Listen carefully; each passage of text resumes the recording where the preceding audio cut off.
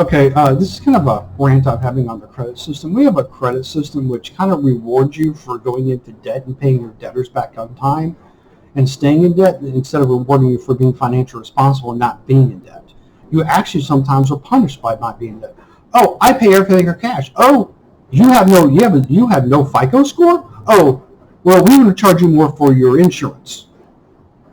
Why? Because you're more of a risk. Why? Because you're more likely to drink and drive. But I don't drink. I technically don't. I've almost near me personally. I rarely drink. If I drink more than a 6-pack in a year, it's a heavy year drinking. Yeah, I don't even couldn't even get close to that normally. Stuff like that. But I've been driving for 20, 30 years and never had a wreck. Only had 3 tickets. You're still a higher risk so I'm a higher risk than the guy with an 800 FICO score who's got 5 tickets and 3 wrecks. Yep.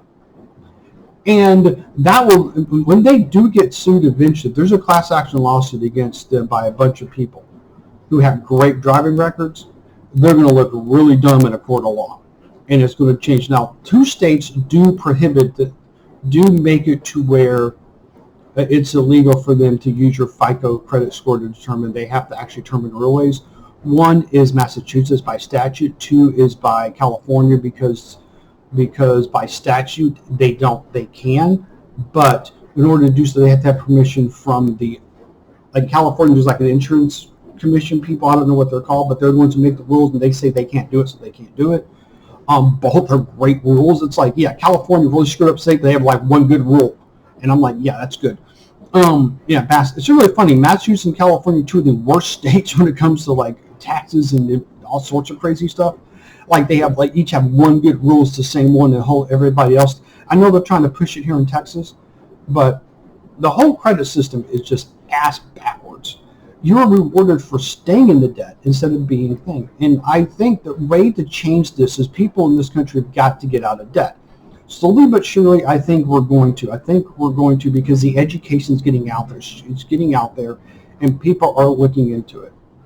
And I think overall, that people will overall quit, hopefully, and this is my hopeful, of course I can, hope on one hand, I'm hoping, and I think through proper education this will happen, that get away from credit cards. I used to think having credit cards was the coolest thing because I didn't understand them. No one ever sat down and said, dude, you got to pay the crap back. And we kind of knew that, but we didn't know what type of pain in the butt is.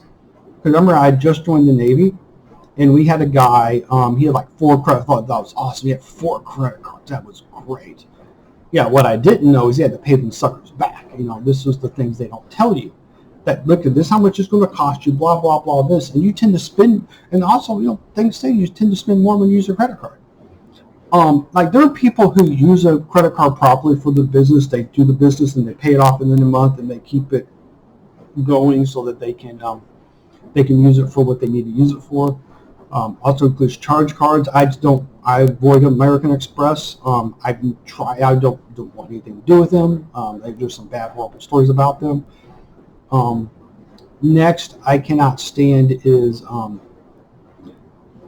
also like the only thing that you should really take a loan out for is pretty much a house, maybe a car, depending on what you do.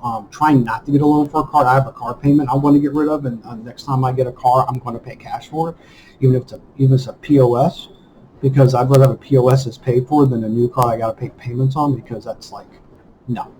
That's extra money I could put in the bank to earn interest instead of giving it to the loan company. And this is stuff that needs to be taught at the school level. Hey, here's how much, but if you save this is how much this will be, this is what you can pay cash for. And I do believe over a long period of time of 2, 3, or 4 decades, and usually it takes stuff like that to happen. This credit card thing didn't happen overnight. It started in the 40s and didn't really hit hard until the 80s and 90s. Now it's completely ridiculous. But I think people, when they get more educated and they see more of what's really going on with their finances, they'll do this. And what I think is going to happen is we as a people, start after this pandemic, and people actually start coming to this, what I call the come to Jesus moment. So what they will do is they'll take a look at this, and they're going to go, okay, we've got to get out of this debt. They're going to get out of debt. I've been out of debt once and went right back in debt like a complete moron. I got some money in, I got my debts paid off, and I went right back in the debt. It didn't help that I ended up buying a house I didn't want, and that's a whole different story. Don't let your wife talk. Now ex-wife talk me into buying a house I didn't want to get because she had ulterior motives, which was staying in an area I didn't want to stay in because. And one of the things is, if you don't want to buy a house, don't buy a house. And that's a completely different rant I might do later on. But here's the deal. Don't try not to go into debt for anything if you can help it. Try to build an emergency fund, which I'm trying to do. It's not easy, but there are ways you can do it. I'm not going to get into that right now. But the thing is, though, is our credit system has got to be fixed. The only way we can fix our credit system is by fixing ourselves. I believe that this, as a country, if we get more and more people out of debt and out of the credit system and out of this, then they're going to have to change. Because imagine if 10 to 25% of the people had no debt and had no FICO score. Yeah, that's going to look really good for the country, and it's going to look really bad for the lenders. I care less about the lenders, especially some of the crap they pull. But it's going to look really bad for the credit companies or for some of the like insurance companies when they say, oh, we're going to charge you higher insurance because of this. It's going to look bad for them because how is it that 10 to 25% of the people, depending on the state, don't have debt, yet you're saying they're a high risk because they have no debt? And it's going to be, and also when you have when a certain percentage of the population ends up being in a certain area, then they can start making waves. I think it's like 2 or 3%. If 2 or 3% of these people in this country were debt free, except for maybe a home loan, or they had no debt because they had all their stuff paid off, they can start making changes. They can start writing their Congress, writing their local state legislature, local state legislatures to start changing things. And these changes can be good and positive. So the best thing I think for Americans to do is get out of debt. I think that once America gets its debt problem solved, gets out of debt over the next 2 or 3 decades, because it's going to take that long because, some people are going to die off, new people coming up, so you're teaching the right way of doing things. Over about 3 or 4 decades, you can see this country turn around. And I believe if we get this country turned around financially, where people aren't going into debt all the time, you'll see you'll see a lot of change. You'll see the credit system change. You'll see it, you'll see it to where if you don't have a FICO score, they don't punish you anymore. They take a look at, hey, okay, here's your income, here's what you're paying for rent now, here's this, here's what you can afford. Yeah, you can afford this. So they can actually do realistic looks at what you can do instead of basing it on this phony, well, I'm good at staying in debt BS.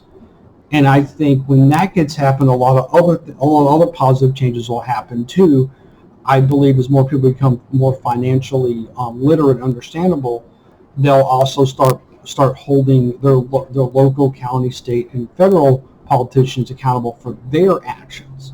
And so overall, I think the credit system we have now sucks because it's based on what we're telling them we're going to do, and it's punishing people for being responsible and rewarding people for being irresponsible enough to take out loans for stupid things, responsible enough to pay it all back in time. I think it's ridiculous.